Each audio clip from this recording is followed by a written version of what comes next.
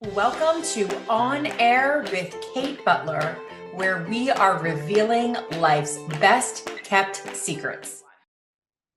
Welcome to On Air with Kate Butler. We are here for another incredible podcast episode, and I have an amazing guest for you today with an incredible story. So, buckle up for the next 15 to 20 minutes, and we are going to be delivering you some wild inspiration and an incredibly motivating story of overcoming obstacles, not only from a young age, but all the way through until today, because I am introducing you to my next guest, Bill Deering. Being a motivational speaker was not an obvious choice for Bill Deering, who has a stuttering disability. Growing up, he was berated and bullied for his stutter.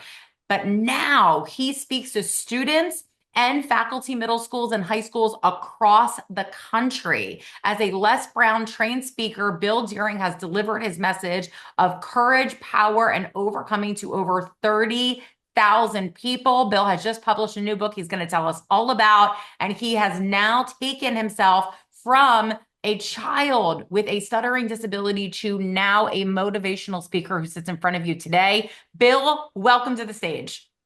It's Thank you for having me, Kate. It's a pleasure to be here with you. I am so excited to have you here today because I think that your story is absolutely incredible. So I would really first love for you to share with us in your own words a little bit about your story. I, of course, gave the audience a synopsis, but I think it's really important for them to hear what your experience was in your own words about how it felt and what your experience was growing up, as you describe in your bio here, as a severe stuttering disability. Sure. I started stuttering when I was 7 years old. I didn't use the phone until I was 20 years old.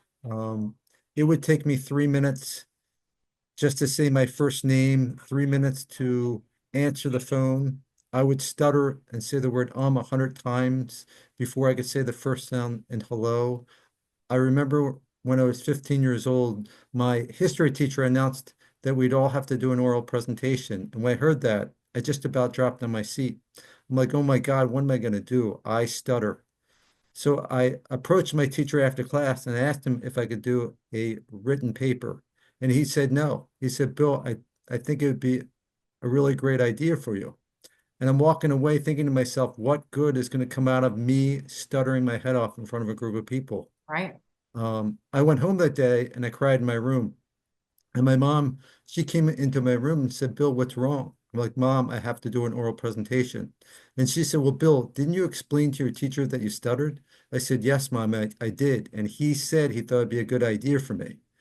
So my mom said, Bill, just practice in the mirror. So that's what I did day in and day out for 3 months. I practiced in the mirror. The day of my speech came and I couldn't eat, I couldn't sleep, I couldn't drink. All I could think about all day was my speech. I finally get to my history class. Many of my many of the other people went. And then my teacher says, Bill Deering, it's your turn to go. I walk up to the front of the room. By this time, sweat's pouring down my face, my heart's racing, my palms are sweaty, and my knees are literally shaking. And I go to talk, and I couldn't say anything. A 3 minute speech took me 20 minutes to complete. I stuttered on every syllable of every word, and everyone laughed at me. People called me a dummy, stupid, uh, an idiot. And I decided in that moment that I would never speak again. And I went through the rest of my ninth grade year never speaking to anyone. I also never made eye contact with anybody. Wow. Um, and so I went from that in ninth grade to when um, things started changing for me in my junior year of high school. So before we get to that, I'd really like to dive in here because I think it's really important for the listener to understand. So you described this experience of not making eye contact, not really speaking to anyone. I mean, tell me, Bill, obviously I mean, to say that you're isolating yourself or feeling isolated feels like a wild understatement. But what I think that is really important for everyone to know before we get to the next point of your story here is like, how did you feel? Like, what were you feeling in those moments? Like, what were you telling yourself in those ninth grade years where not only were you not feeling like you could speak to people, but what you describe as not even making eye contact with another human and not even having that very simple connection. How did that feel during that time of your life? I felt alone, sad, isolated, depressed. Um, yeah, I didn't have any friends, so in at school, so I ate lunch by myself a lot. Um, I went to all of my teachers and asked them if they wouldn't call on me, so I wouldn't have to talk. So all of them agreed except my French teacher and history class teacher. They made me speak. And I didn't like it, but Mhm, every time I did, I got embarrassed. I felt embarrassed and humiliated when I got mhm. called on and I stuttered and the kids in my class laughed at me. So I Yeah. didn't feel good. It wasn't Yeah. a good time in my life. Yeah. And so I think that's an important thing to note. And, and then you were about to share with us a really pivotal moment in your life. And so as you enter junior year, how does this decision change for you? Why don't you go ahead and tell us about that story? Sure. So in my junior year, I decided that I had enough of being um, alone in my life, and I went out for the football team. Yeah. And in the summer before the football season started, my coach had a summer training program, and I remember the first night I went, I was so nervous, worried, and anxious because up until this point in high school, all I knew is that I stutter, people laugh, and then I take myself away. But I was willing to step beyond my fear. And I introduced myself to several seniors, and I stuttered on every word. And instead of people laughing at me, they accepted me. Mm, And for the first time in my life, it was the first time in high school I had never been laughed at. So it was a mm. very satisfying and fulfilling. And Yeah. um, I remember one training session, we all had to run a half a mile around the track, and I was out with um, I was out with uh, the juniors, and I was running as hard as I could. And about a half a lap into it, I was ready to quit. Mm, And then I noticed out of the corner of my eye, one of the team captains sprints across the football field, and he says, "Billy, I'm going to run the last half lap with you, and we're going to do this together." And every step of the way, it's like, "Come on, Bill, come on, you can do it, you can do it." And as we get closer and closer to the finish line, I notice all of my teammates are rooting us on. And about 100 meters out, the team captain turns to me and says, "Billy, we are going to sprint through that finish line." I never ran so hard in my life, and I sprinted through that finish line. And all of my teammates, they came up to me, "Way to go, Bill. Good job, good job." Uh, at that moment, I realized that it was time for me to give up all of my past failures. And that from that point on, I decided I would never give up again. And How did life change for you after that's a big decision at that age and in high yes, school to have that level of awareness, right? Like I'm going to give up my past failures and I'm going to choose to live life differently, but you were a unique soul. Which I really love this about your story because of the adversity that you went through, you had that time for a lot of self-reflection. You had time for a lot of internal dialogue for yourself, right? And so you probably were a lot more self-aware than a lot of other high school children out there, right? yes. And so that's not lost on me. And so you have this moment, and now you, of course, make this really pivotal decision in your life where you're saying, like, you know what, I am not my failures. I have made this decision, and now it has turned out a different way than I expected. And now, how does life change now moving forward? How life changes. My last 2 years of high school, I failed 80, my first 2 years of high school, I failed 80% of my classes. I was overweight, I had a learning disability, no friends, and I was struggling.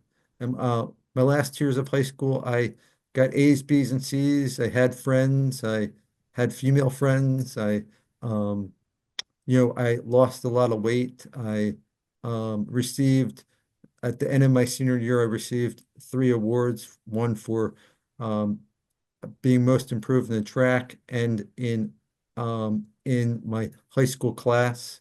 I also received something, a small scholarship for being a great citizen, having a great work ethic, and then I took that into college about having a team to support me. And in college, I struggled initially, but once I found my team, my grades improved dramatically. I had a lot of friends.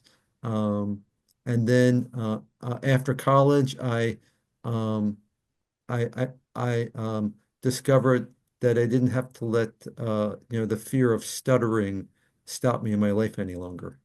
And what an incredible message. You wrote a book about this because this story is really truly motivational for all who are able to really read this from beginning to end of really what you have been able to accomplish in your life. So tell us a little bit about what your inspiration was behind this book and who is this book for? What is the The book? I saved it so you could share it. Okay. The book is I Have Something to Say, a Yes. memoir about bullying, about stuttering, bullying, and kindness. Yes. And the inspiration behind the book was I just really wanted to tell my story and help as many people who stutter or have a disability or really struggling to fit in or feel like they can't accomplish their goals. That I'm here to say that regardless of the hand that you're dealt, you can, through perseverance and persistence and having a team, that you can overcome anything in your life.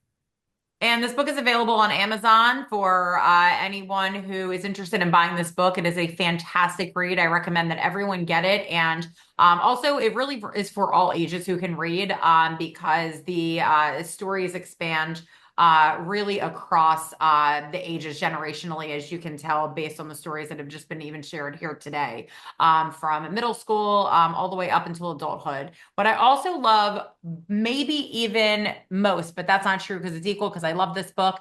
What I love equal is that you have also not only overcome your fear, right, of this talking, Yes. then you decided to make talking your actual part of your career. I also absolutely love that the idea of you going into schools, sharing this truly raw story about yourself so that other children who are sitting there, maybe with a stuttering challenge, but maybe also just with a different adversity that they are facing in their own life, can look at you and say, I am not alone. And this person is still standing here today, right? And may even still be overcoming some challenges, right? As an adult, I think that is so important for children to understand that you don't flip a switch when you become an adult and all your problems and challenges Yeah. go away, right? They Right. think that. We look at teachers and think, do you remember you seeing your teacher in the grocery store when you were little? You were like, oh, they shop? Yeah. They come to the food Exactly. store like, oh my God, you think they're superhuman, right? And so it's like we think that the adults are like different in a way where they do not still continue to overcome challenges. And I like that you bring the humanity to that for children. So tell us about your motivational speaking, Bill. How can people get in touch with you for this? They can um, connect me, connect with me on my website at billdeering.net. Great. Um, I am I speak to middle and high school students across the country on bullying and disability awareness. The themes of my talk are on perseverance, teamwork, and overcoming adversity. If you want to bring me in and speak at your school, I'd love to come. It's fantastic. And they would be lucky to have you. I know that a lot of Thank schools you. focus on an anti-bullying week or confidence building weeks and empowerment weeks in their school. And I think this would not only be an excellent opportunity for you to go in and speak, but also to have your book be handed out to the children and go into the libraries and the classrooms because it's a really, really important piece of work. So Bill, what would you, as we wrap up here, what question would you go back and tell your younger self, tell that child about to go into high school, if you could tell yourself one thing, what would that be? I would say whatever challenge you're going through, it's not that bad. Because as I look back, I never really talked to anybody in high school, and everyone has challenges. You know, Mm, some you can see and some you can't. Obviously, you could see mine. Um, and I realize I I realize that now that probably 95% of the people I went to high school with would never have laughed at me anyway. So if you gotta be willing to take the risk and uh, that's it. introduce yourself. So revealing life's best kept secret today is Bill Deering reminding you to take the risk, and it has literally shifted him from his worst fear to his wildest inspiration, you going and speaking to these children to help them overcome what is going on in their life, and to be able to promote that confidence and stand up against bullying that might be happening in the school. Thank you, Bill, so much for being here today. You're It's welcome. always a pleasure to have you. Yes. And thank all of you so much. As I promised, you would leave this conversation feeling inspired. And even now, looking at where can we risk it in our own life? Where can we show up more in our own life? Where can we think about Bill's story of all throughout the journey where he has decided to take a severe disability and turn it into a superpower? Bill Deering, everyone, check out his book and his website, and a speaker for middle school and high school all across the country. Thank you so much for being with us on this episode of On Air with Kate Butler, and we will see you next time. Thank you, everyone, so much. Bye-bye.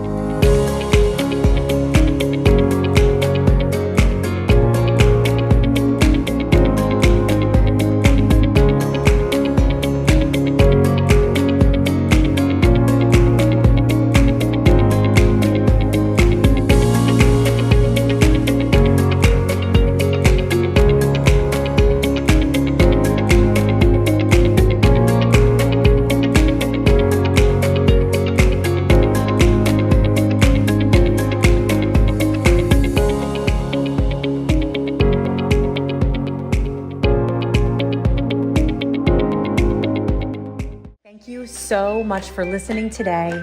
I would love to connect with you on social, and you can find me on Instagram and Facebook under Kate Butler Books. If you're interested in accessing some life-changing tools and techniques, you can grab those right off of the homepage of my website for free, and that is katebutlerbooks.com. And you can always check back here to download new episodes from our podcast right here where you listen today. Until next time, thank you for making this world a better place just by being you.